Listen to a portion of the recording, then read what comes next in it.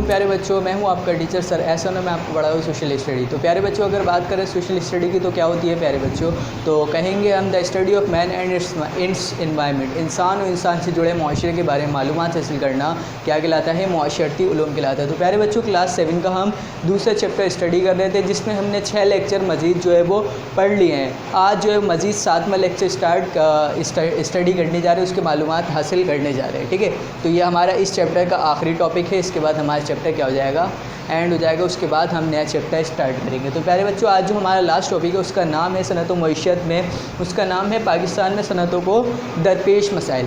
यानी पाकिस्तान में जो सनतें लगाई गई हैं, लगाई जाती हैं, तो सनतें लगाते वक्त सनतकारों को, सरमायाकारों को किन किन मुश्किलात का सामना करना पड़ता है, इसके बारे में स्टडी करने जा रहे हैं। तो प्यारे बच्चों, पेज नंबर 29 और 30 के ऊपर ये आपके पास मौजूद है, आप देख लीजिएगा। आपके ख़्याल में किन किन चीज़ों को इनका सामना करना पड़ता होगा, बहुत सारी चीज़ों का। जिससे सनतों में आपको पता है कि तमाम की तमाम जो काम होता है वो किससे होता है, मशीनरीज़ के ज़रिए होता है। किसके ज़रिए होता है, तमाम का तमाम काम मशीनरीज़ के ज़रिए होता है। तमाम की तमाम चीज़ें जो बनाई जाती हैं ख़ाम माल से मिलके, ख़ाम माल से जो नई नई अशिया बनाई जाती हैं वो किसके ज़रिए बनाई जाती हैं, आपकी मशीनरीज़ के ज़रिए बनाई जाती हैं। मशीनें किससे ज़रिए चलती हैं, बिजली के ज़रिए। तो हो सकता है कि पहला मसला उनके पास किस चीज़ का हो, बिजली की फराहमी का हो, कि बिजली ना आती हो, लोड शेडिंग का हो, टैक्सेस का हो। ये तमाम के तमाम मसले किसको होते हैं, पाकिस्तान में सनतों को, सनतें जो होती हैं पाकिस्तान में, उनको ये मसले आ रहे होते हैं। तो प्यारे बच्चों, पहला मसला, सबसे पहला मसला इनको आता है लोड शेडिंग का। किसका आता है, लोड शेडिंग का। लोड शेडिंग से मुराद बिजली का। क्योंकि प्यारे बच्चों, आप लोगों को, तमाम के तमाम बच्चों को पता है कि जितनी भी सनतें हैं वो तमाम की तमाम सनतें रन किसकी वजह से करती हैं, मशीनरीज़ की वजह से। तमाम का तमाम सनतों में जो काम होता है किससे होता है, मशीनरीज़ के ज़रिए होता है। हाथ से कोई काम नहीं होता, सही है। और मशीनरीज़ से चलती हैं, आपकी बिजली से चलती है। अगर बिजली जाएगी तो मशीनरीज़ भी नहीं चलेंगी, मशीनरीज़ नहीं चलेंगी तो जो आपके पास चीज़ें हैं वो कम मेक होंगी। जब चीज़ें कम मेक होंगी तो कम सेल होंगी, कम सेल होंगी तो उससे ज़र मुबादला भी कम आएगा। जब ज़र मुबादला यानी पैसे कम आएंगे तो उसकी वजह से मुल्क की तरक्की में भी इजाफ़ा कम होगा। तो प्यारे बच्चों, अगर लोड शेडिंग का मसला हल हो जाए तो चीज़ें ज़्यादा मिक़दार में मैक हों, और मैक होने के बाद जो है वो ज़्यादा मिक़दार में सेल आउट हो, जिसकी वजह से ज़र मुबादला जो पैसे हैं वो ज़्यादा तादाद में और मुल्क की तरक्की में उससे इजाफ़ा हो। तो प्यारे बच्चों, पहला मसला क्या आता है, लोड शेडिंग का आता है, जिसकी वजह से सनतों को मसला सामना करना पड़ता है। क्लियर हो गई बात, ठीक है। दूसरा मसला होता है टैक्सेस का। टैक्सेस का मसला बहुत ज़्यादा होता है कि इनसे बहुत ज़्यादा भारी मिक़दार में जो है वो सनतकारों से भारी मिक़दार में और टैक्सेस लिए जाते हैं। मिसाल के तौर पे ख़ाम माल निकाला गया ज़मीन से, अब ख़ाम माल को लेके जा रहे हैं, सही है। कहाँ पर ख़ाम माल क्या होता है, ज़मीन से आप मादनियात जो निकालते हो, सही है। ज़मीन खोद के जो मादनियात मिनरल्स निकालते हो उसमें बहुत सारे जो है वो एलिमेंट्स मिक्स होते हैं। जैसे आपका क्रूड ऑयल अगर निकाल ले हो तो उसमें आपका पेट्रोलियम भी मिक्स होगा, उसमें केरोसिन ऑयल भी मिक्स होगा, उसमें डीज़ल भी मिक्स होगा। अगर आप तांबा लोहा वगैरह निकाल लो तो उसमें तांबा भी है, लोहा भी है, पीतल भी है, तमाम की तमाम चीज़ें मिक्स होंगी। उसको निकालने के बाद मशीनरीज़ के ज़रिए क्या किया जाएगा, अलग अलग किया जाएगा। क्लियर बात। तो वो जब निकालते हैं ख़ाम माल और मशीनरी, ख़ाम माल निकालने के बाद जब वो फैक्ट्रीज लेकर जाते हैं तो फैक्ट्रीज लेकर जाने में भी उनके टैक्सेस लग रहे होते हैं। मिसाल के तौर पे टूल प्लाज़ा, अगर यहाँ से हैदराबाद जाएँ तो बीच में एक टूल प्लाज़ा पड़ता है, वहाँ पे आपको 150 रुपये का, 100 रुपये का टिकट लेना पड़ता है। उसके बाद आप वो टूल प्लाज़ा पार कर सकते हो। टैक्सेस ये एक तरह से, ठीक है। तो आप यहाँ कहीं से भी सामान लेकर जाते हो तो उसकी वजह से टैक्सेस बेतहाशा उनको क्या करना पड़ते हैं, पे। जब वो चीज़ मेक हो जाती है और उसके बाद मार्केट में आती है तो मार्केट में आने के बाद भी उसके ऊपर टैक्स लगा होता है। मिसाल के तौर पे आप कोई साबुन या कोलगेट, टूथपेस्ट या कुछ भी ख़रीदने जाते हो मार्केट, सही है। जब आप उसका लेकर आते हो तो आपने देखा होगा कि वो जो चीज़ बनी हुई है, उस बनी हुई चीज़ के गत्ते के पीछे या उस रैपर के पीछे टैक्सेस लगा होता है। यहाँ तक कि आप एक बल्ला भी ख़रीदते हो, खाने वाला जो बल्ला होता है, ठीक है, या टॉफ़ी भी ख़रीदते हो, उस टॉफ़ी के ऊपर भी टैक्स लिया जा रहा होता है, ठीक है। तो सबसे बड़ा मसला किस चीज़ का आता है, टैक्सेस का मसला आता है। यहाँ हत्ता कि अब ये मैं जो चौक यूज़ कर रहा हूँ, हो सकता है कि इस चौक में भी क्या शुमार हो, टैक्स शुमार हो, इस पे भी क्या लिया गया हो, टैक्स लिया गया। आप जो कपड़े पहनते हो इसके ऊपर भी क्या लिया जाता है, टैक्स लिया जाता है। हर चीज़ सनतों को सबसे बड़ा मसला किस चीज़ का आता है, टैक्सेस का। बहुत ज़्यादा भारी मिक़दार में क्या लिए जाते हैं, टैक्सेस लिए जाते हैं, जिसकी वजह से सनतों को बहुत ज़्यादा जो है वो मसाइल का सामना करना पड़ता है। तो दूसरा मसला क्लियर हो गया, ठीक है प्यारे बच्चों। तीसरा मसला है दीगर ममालिक की सस्ती मसनूआत की दरामदाद। दीगर ममालिक की सस्ती दरामदाद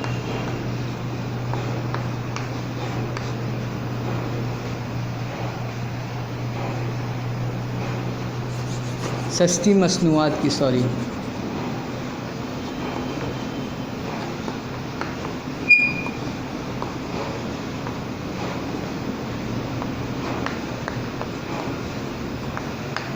क्या मसला है, दीगर ममालिक के सस्ती मसनूआत की दरामदाद। देखो प्यारे बच्चों, दो चीज़ें होती हैं, एक होता है बरामदाद और एक होता है दरामदाद, ठीक है।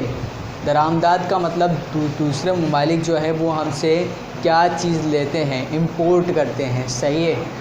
जो अगर कोई मुल्क किसी दूसरे मुल्क को चीज़ देता है वो क्या कहलाता है, मतलब दूसरे ममालिक में चीज़ बेचता है वो क्या कहलाता है, एक्सपोर्ट। क्या कहलाता है एक्सपोर्ट। और दूसरा ममालिक अगर किसी से ख़रीदता है वो क्या कहलाता है, इंपोर्ट। मिसाल के तौर पे पाकिस्तान दूसरे ममालिक से अगर सऊदी अरब से तेल ख़रीद रहा है तो पाकिस्तान उससे क्या कर रहा है, इंपोर्ट कर रहा है, दरामदाद कर रहा है। क्या कर रहा है, दरामदाद कर रहा है। अगर सऊदी अरब को पाकिस्तान चावल बेच रहा है, सही है, तो पाकिस्तान क्या कर रहा है, बरामदाद कर रहा है, एक्सपोर्ट कर रहा है। यानी मुल्क से भेजना एक्सपोर्ट, अगर उसी मुल्क का हासिल करना लेना क्या कहलाता है, इंपोर्ट, सही है। गैन करना लेना दूसरे ममालिक से चीज़ें इंपोर्ट कहलाएगा। अगर दूसरे ममालिक में बेचना या दूसरे ममालिक में भेजना क्या कहलाएगा, एक्सपोर्ट बरामदाद, ठीक है। तो दरामदाद का मतलब इंपोर्ट करना। जो दूसरे ममालिक हैं वो पाकिस्तान से सस्ती मसनूआत की दरामदाद करते हैं। सस्ती मसनूआत जो चीज़ें बहुत ही सस्ती होती हैं वो चीज़ें जो है वो इंपोर्ट करते हैं। वो चीज़ें इंपोर्ट करने की वजह से जो मुल्क की मईशियत है उस पर असर पड़ता है, क्योंकि जब वो सस्ती चीज़ें इंपोर्ट करेंगे तो जाहिर सी बात है तो मुल्क की मईशियत में फ़र्क तो पड़ेगा, क्योंकि वो कौन सी चीज़ें ले रहे हैं, सस्ती चीज़ें ले रहे हैं और महंगी वाली चीज़ें इंपोर्ट नहीं कर रहे हैं। तो प्यारे बच्चों, दूसरा मसला ये आता है कि दूसरे ममालिक सस्ती मसनूआत की क्या करते हैं, दरामदाद करते हैं। अगर वो सस्ती मसनूआत की दरामदाद नहीं करें, बल्कि जो आपके पास दूसरी चीज़ें हैं, महंगी चीज़ें भी हैं, उन चीज़ों की भी दरामदाद करें तो मुल्क की मईशत पे ज़्यादा असर ना पड़े और मुल्क की मईशत क्या रहे, आपकी मेंटेन रहे और सनतों को भी ज़्यादा मसले क्रिएट ना हो। समझ आ गई बात, ठीक है। चौथा है मुल्क में ख़राब अमन व अमान सूरत हाल। मुल्क में ख़राब अमन व अमान सूरत हाल।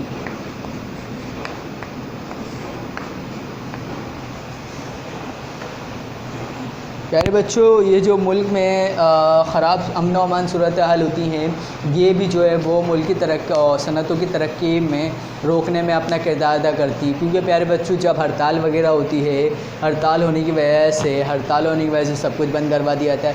सब कुछ बंद हो जाता है तो आपकी सनतें भी काम नहीं कर रही होती, और सनतें जब काम नहीं कर रही होती तो मुल्क की सनतें जो है वो बैठ जाती हैं। तो ख़राब अमन व अमान सूरत हाल की वजह से बहुत ज़्यादा क्या होता है, नुकसान भी होता है। मुल्क में ख़राब अमन व अमान सूरत हाल होंगी तो मुल्क को बहुत ज़्यादा क्या होगा, नुकसान होगा। सनतों को क्या होगा, नुकसान होगा। जो सरमायाकार होंगे वो पैसा लगाने से भी क्या करेंगे, बहुत ज़्यादा घबराएंगे कि भाई अगर हम पैसा लगा दें और पैसा लगाने के बाद हड़ताल वगैरह हो गई, सनतें बंद हो गई तो हम लोगों को बहुत ज़्यादा नुकसान होगा। तो ख़राब अमन व अमान की सूरत हाल सनतों के ऊपर बहुत ही ज़्यादा मसले क्रिएट कर देती हैं। क्लियर हो गई बात, ठीक है। तो चौथा पॉइंट, पाँचवा पॉइंट देखें कि इसको कौन सा मसला क्रिएट होता है। सियासी अदमो इस्तेकाम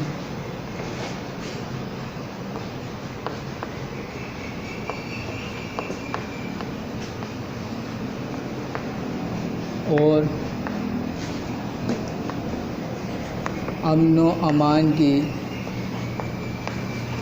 बिगड़ती हुई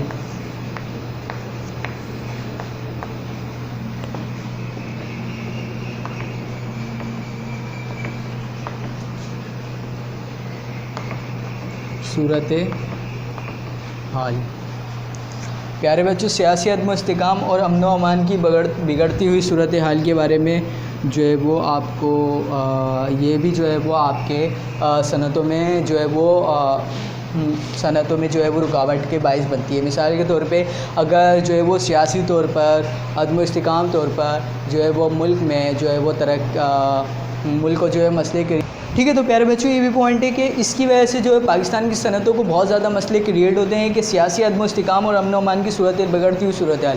प्यारे बच्चों, अगर मुल्क में अमन व अमान की सूरत हाल नाजुक होंगी और बहुत ही ज़्यादा जो है वो हड़तालें वगैरह हो रही होंगी और बहुत ही ज़्यादा जो है लूटा मारी हो रही होगी, मुल्क में जो है वो इंतशार की कैफियत फैली हुई होगी, तो इसकी वजह से सरमायाकार जो होंगे, जो सनतकार होंगे, वो सनतों में पैसा लगाने से बहुत ही ज़्यादा घबराएंगे। जब वो सनतों में पैसा लगाने से घबराएंगे सनतकार, तो उसकी वजह से सनतें भी जो है वो बिल्ड नहीं करेंगे, यानी जो है वो तरक्की जो है वो नहीं करेंगी। तरक्की जब नहीं करेंगी जब वो सरमायाकारी नहीं करेंगे, तो सरमायाकारी करने से वो लोग घबराएंगे। तो मुल्क का काम ये है कि वो तमाम के तमाम सरमायाकारों को, तमाम के तमाम सनतकारों को इस बात का यकीन दिलाए कि मुल्क में जो सियासी अदम इस्तेकाम और अमन व अमान की सूरत हाल है वो बिगड़ी हुई नहीं है। आप लोग पैसा लगाएं और घबराएं नहीं, हम आप लोगों का क्या करेंगे, तहफ़्फ़ुज़ करेंगे।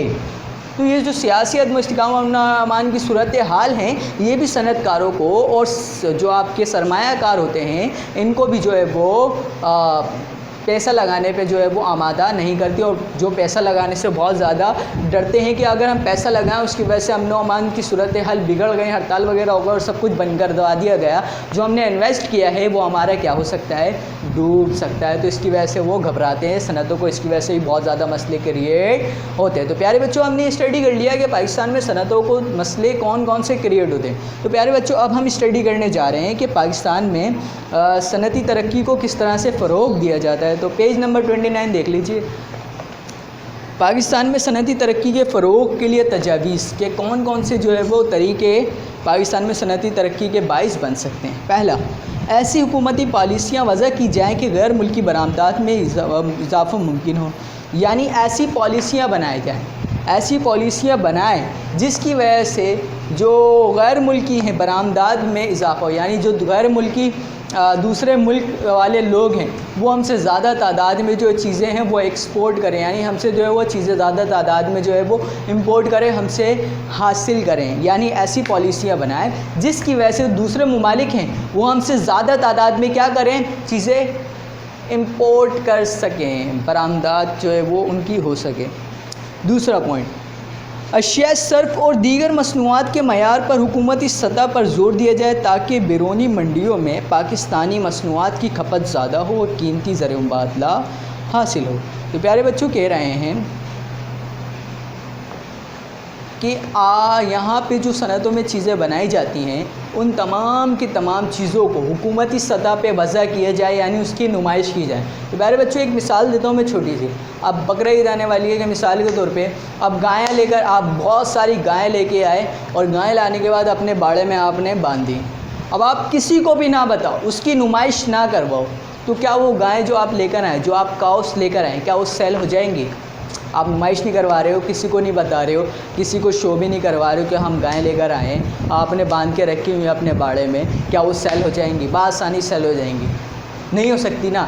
जब तक आप उसकी नुमाइश नहीं करवाओगे, उसको लोगों को दिखाओगे नहीं, लोग उसको देखेंगे नहीं, उस लोगों को अच्छी नहीं लगेगी, जब तक वो उसको सेल भी, उसको ख़रीदेंगे, बाय भी नहीं करेंगे, उसको ख़रीदेंगे भी नहीं। तो प्यारे बच्चों, इसी तरह से इधर भी होता है कि कह रहे हैं जो अशिया बनाई जा रही हैं पाकिस्तान में सनतों में, उनको क्या किया जाए, उनके लिए काम किया जाए, उनके लिए ये काम किया जाए कि उनको हुकूमती सतह के ऊपर जो है वो नुमाया किया जाए, जिसकी वजह से जो दूसरे ममालिक हैं उनकी नुमाइश करने की वजह से उनको देखें और देखने के बाद उससे इंस्पायर हो जाए, इंस्पायर होने के बाद उन चीज़ों को क्या करें, बाय करें, ख़रीदें, जिसकी वजह से पाकिस्तानी सनत में जो चीज़ों की मिकदार है वो ज़्यादा तादाद में सेल आउट हो और पाकिस्तान के कीमती ज़र मुबादला में जो है वो क्या हो, इजाफ़ा हो। क्लियर हो गई बात? ठीक है। दूसरा पॉइंट भी क्लियर। थर्ड पॉइंट देखिए, पेज नंबर 30।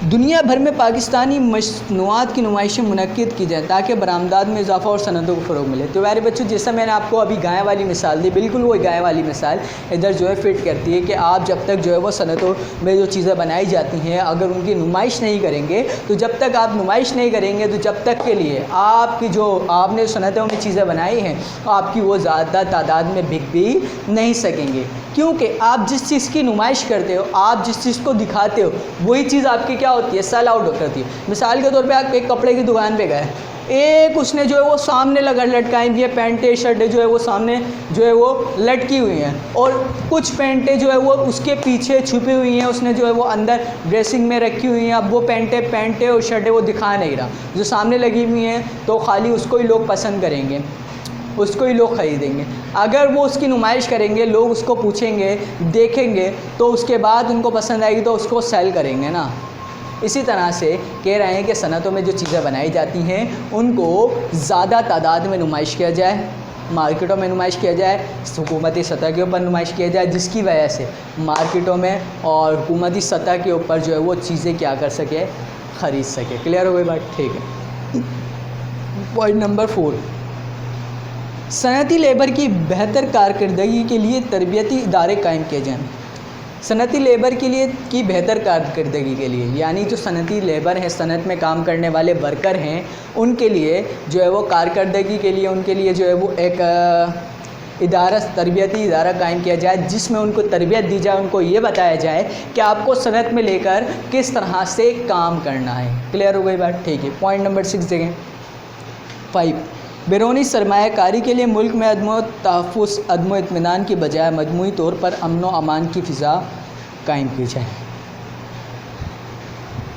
यानी जो आपके सरमायाकार हैं मुल्क में, यानी मुल्क में जो चीज़ें इन्वेस्ट करते हैं, यानी मुल्क के बाहर जो हैं या मुल्क में जो सरमायाकार हैं जो कि इन्वेस्टमेंट करना चाहते हैं सनतों में, उनको इस बात का यकीन दिलाया जाए कि भाई हम आपका तहफ़्फ़ुज़ करेंगे, अदम इस्तिकाम की पाबंदी करेंगे, अमन व अमान की जो है वो हमारे मुल्क में सूरत हाल बहुत अच्छी रहेंगी, यानी पूरे मुल्क में अमन व अमान की सूरत हाल अच्छी रहेंगी, बिगड़ेंगी नहीं। आप पैसे इन्वेस्ट कर सकते हैं, हम आपका तहफ़्फ़ुज़ करेंगे। उनको इस बात पर आमादा किया जाए ताकि वो जो है वो ज़्यादा तादाद में सनतों में जो पैसे हैं वो इन्वेस्ट कर सके। क्लियर हो गए? Point number 5। पॉइंट नंबर 6 देखें। कारखानों में मकामी हुनरमंदों और आला तकनीकी माहिरीन को काम करने के मौके दिए जाएँ ताकि वो अपनी सलाहियतों को बेहतर अंदाज से इस्तेमाल कर सकें।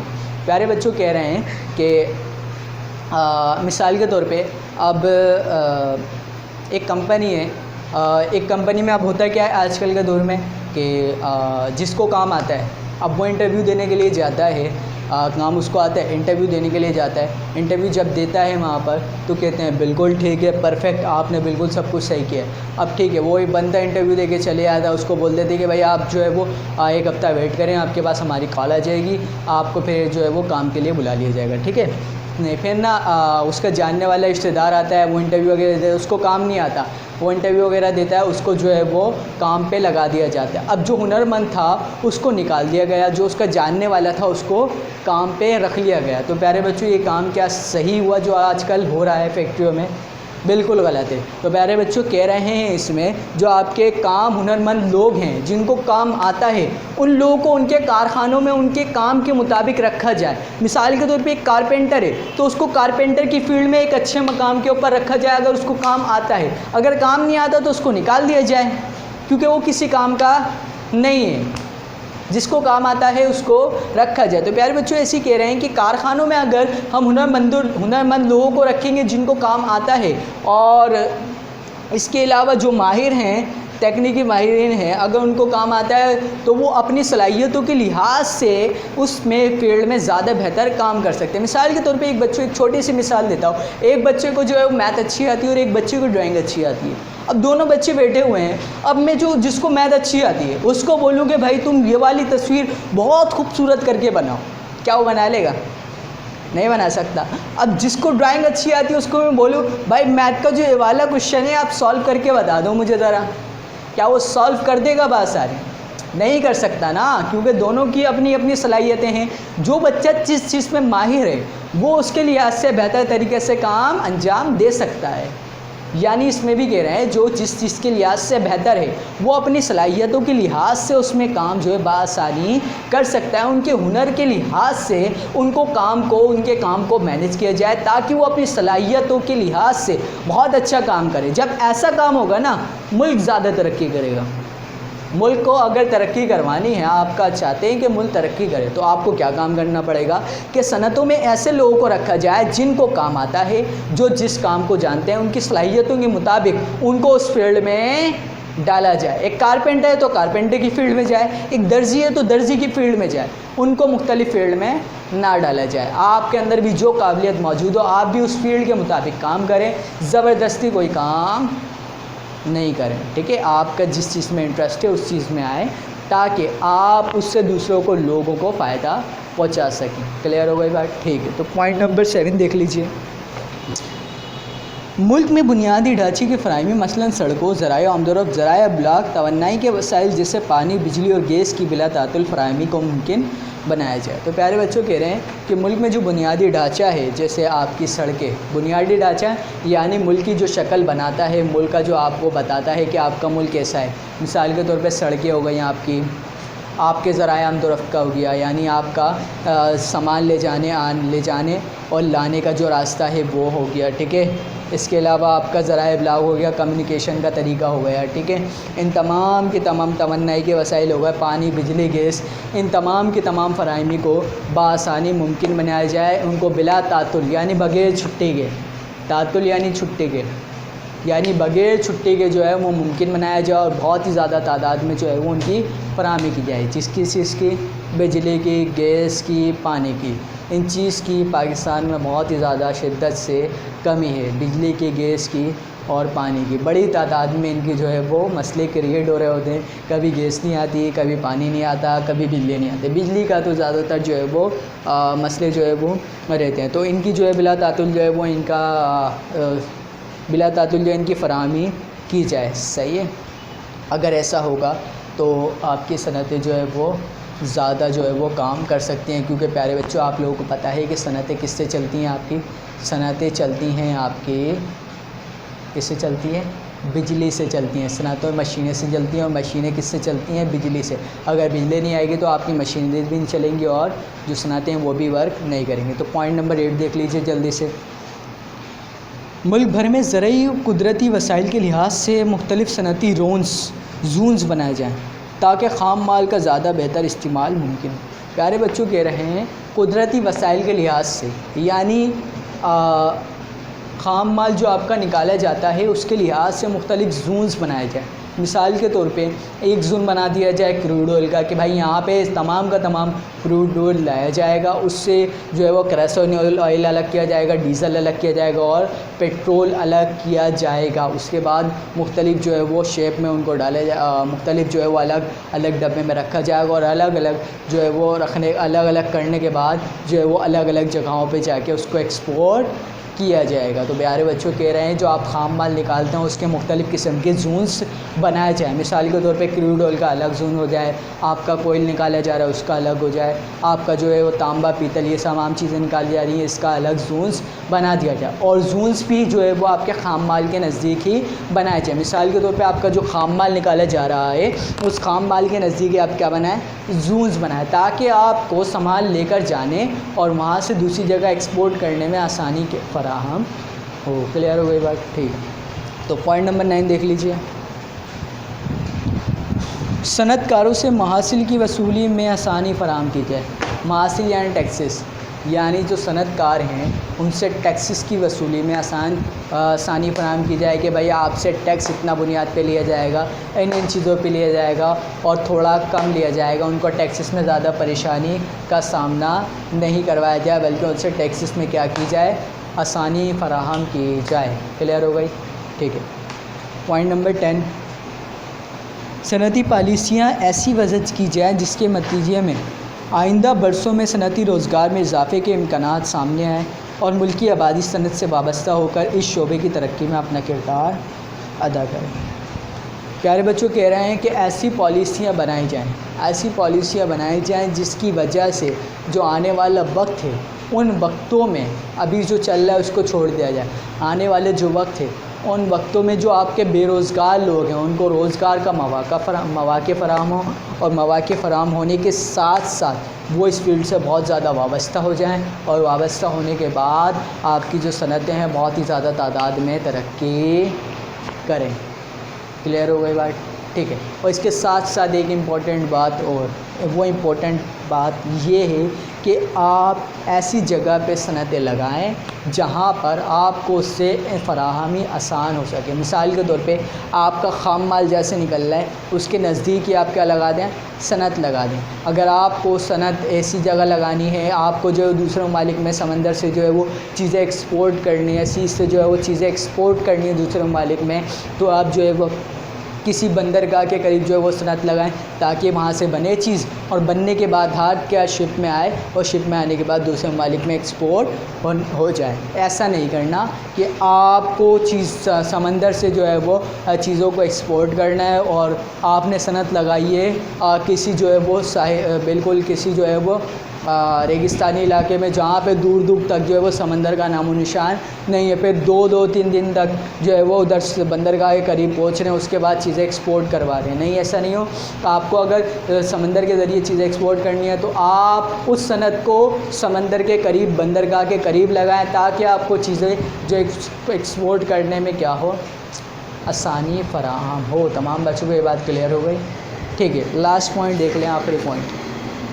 आखिरी पॉइंट है, घरेलू और छोटी सनतों के फ़रोग़ के लिए हुकूमत आसान शराइत पर कर्ज़े दे। बहुत आसान सा पॉइंट है, तमाम बच्चों को समझ में आ गया होगा क्या बात कही, कि जो हुकूमत है वो घरेलू और छोटी सनतें, घरेलू और छोटी सनतें याद है ना आप लोगों को? Very good. तो घरेलू और छोटी सनतों पर छोटी सनतों के फ़रोग़ के लिए हुकूमत आसान शराइत पर, यानी बिल्कुल आसान शराइत पर जो है वो उनको कर्ज़े दे, ज़्यादा परेशान नहीं करे कि भाई आपको घर भी गिरवी रखवाना पड़ेगा, इसके बाद आपके जो है वो 1 महीने में आपको इतने पे करना पड़ेंगे। उनको ज़्यादा परेशानी का सामना ना करना पड़े, बल्कि उनको आसान सी शराइत बनाई जाएँ कि उसकी बुनियाद पर उनको क्या दिए जाएँ, कर्ज़े दिए जाएँ। तो प्यारे बच्चों, आपको ये चैप्टर क्लियर है? आई होप जितना हम लोगों ने पढ़ा सनत व मईशत के बारे में इस चैप्टर में, और वो तमाम की तमाम बातें आप लोग क्लियर हो गई। अगर आप में से कोई बच्चा, मिसाल के तौर पे अगर आप में से कोई बच्चा सनतकार बनना चाहता है, सनतें लगाना चाहता है, तो आप इन बातों का ज़रूर ख़याल रखिएगा। ठीक है? ये तमाम की तमाम बातें आप लोगों को सनत लगाने में बहुत ही ज़्यादा मदद करेंगी। अगर आप में से कोई बनना चाहता है, किसी का इंटरेस्ट है तो, वरना नहीं। वैसे ऐसा हो नहीं सकता कि कोई इंटरेस्ट हो।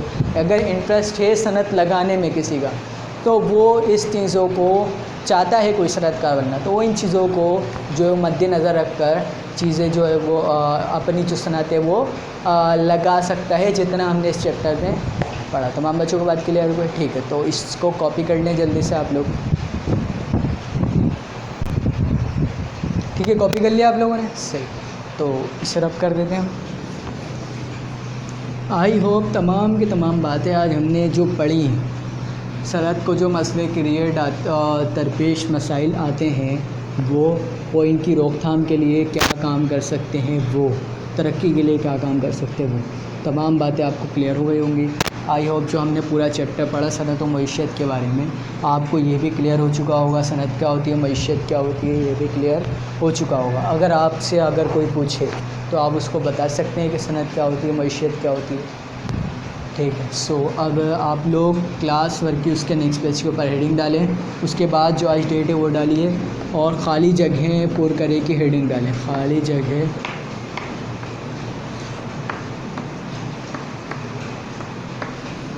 पुर करें। उसके बाद सवालात, इसके बाद आप 3 ब्लैंक्स बना लीजिए, खुद से जल्दी से वीडियो पॉज करें और 3 खाली जगह पुर करें, ख़ुद बनाएं, जल्दी से बनाएं। ठीक है, बना लिया। उसके बाद हेडिंग डालिए, सवालात के जवाबात दीजिए, सवालात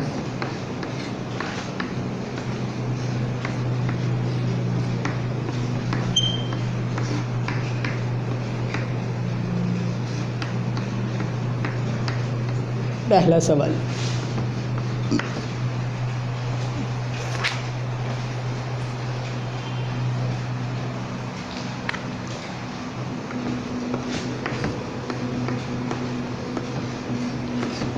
आपके अपने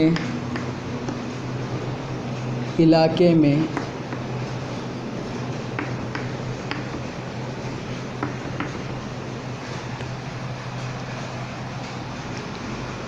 किस किस्म की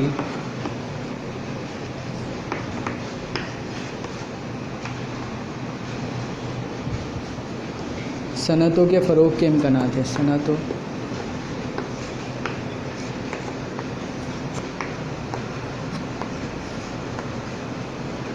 के फ़रोग़ के इम्कानात हैं। प्यारे बच्चों, आपके इलाके में किस किस्म की सनतों के फ़रोग़ के इम्कानात हैं, किस किस्म की सनतें यहाँ पर लगाई जा सकती हैं, उनके बारे में आपको बताना है। लोहे फौलाद की लगा सकते हैं, ऑटोमोबाइल की लगा सकते हैं, किस किस्म की लगा सकते हैं, घरेलू और छोटी जिस किस्म की भी सनतें लगा सकते हैं वो आप यहाँ पे मेंशन करवा सकते हैं। ठीक है, आपके इलाके में।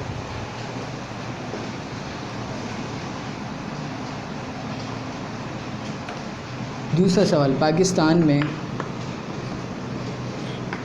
ठीक है, गौर व फिक्र करके आपको खुद जवाब लिखने हैं इनके।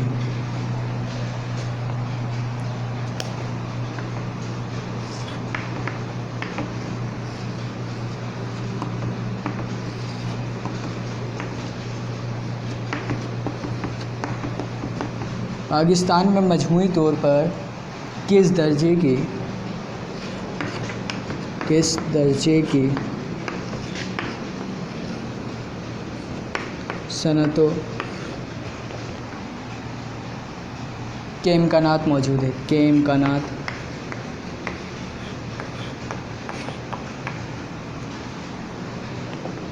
मौजूद हैं। दूसरा सवाल भी समझ में आ गया? ठीक है, वेरी गुड। क्वेश्चन नंबर 3 देखिए, अगर आप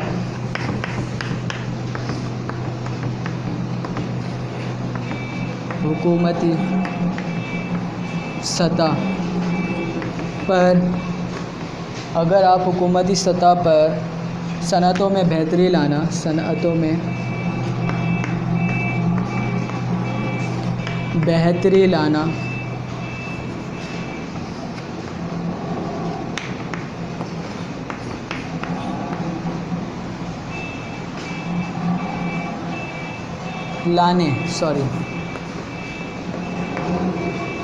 मौका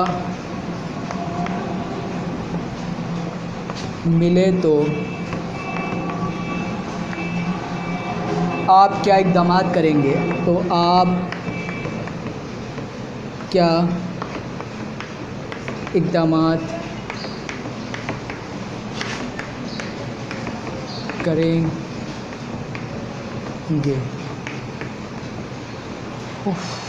चौथा सवाल, 3 सवाल क्लियर हो गए आपको? ठीक है, चौथा सवाल मैं आपको ऊपर लिख रहा हूँ, देख लीजिएगा।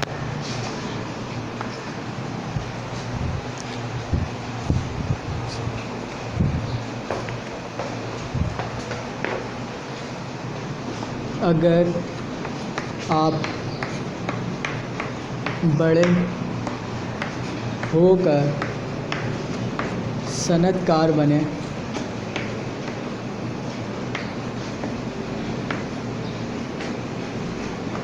तो आप कौन सी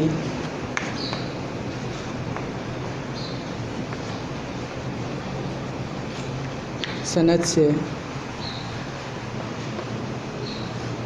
वाबस्ता होंगे?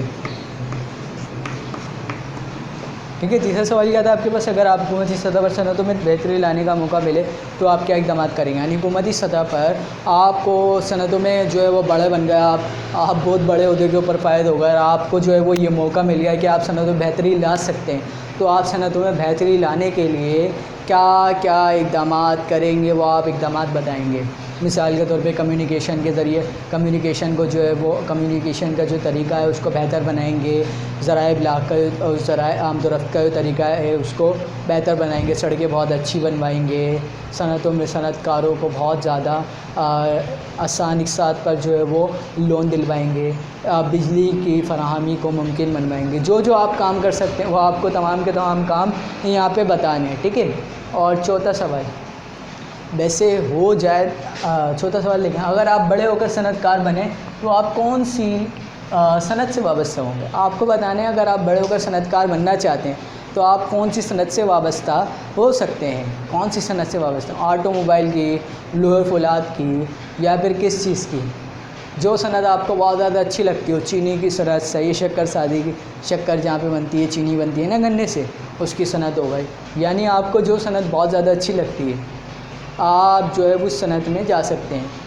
ठीक है, आपको कौन सी फील्ड बतानी है, इसमें कौन सी सनत बतानी है जिसमें आपको बहुत ज़्यादा अच्छी लगती है, जिस सनत में आप जो है वो जाना चाहते हैं। अगर आप सनतकार बनना चाहते हैं, अगर आप सनतकार बने बड़े होकर, तो आप अभी से फ़ैसला करें कि आप कौन सी फील्ड में नहीं बनना चाहते, नहीं जाना चाहते सनतकार की फील्ड में, तो फिर भी अंदाज़ा अपना बताइए। अगर आप बनते तो आप कौन सी फील्ड में जाते, आपके ख़्याल में कौन सी फील्ड होती वो सही है, ऑटोमोबाइल की होती, या लोहे फौलाद की सनत होती है, शक्कर सादी की होती है, सीमेंट की होती है, सही है, जिस चीज़ की होती आपको इसमें वो मेंशन करवा देनी है। क्लियर हो गई बात? ठीक है, सही है, वेरी गुड। अगर मेरी बात करें तो मैं इंजीनियरिंग गुड्स की फील्ड में जाता, अगर मैं जाता तो, अगर मैं बनता तो।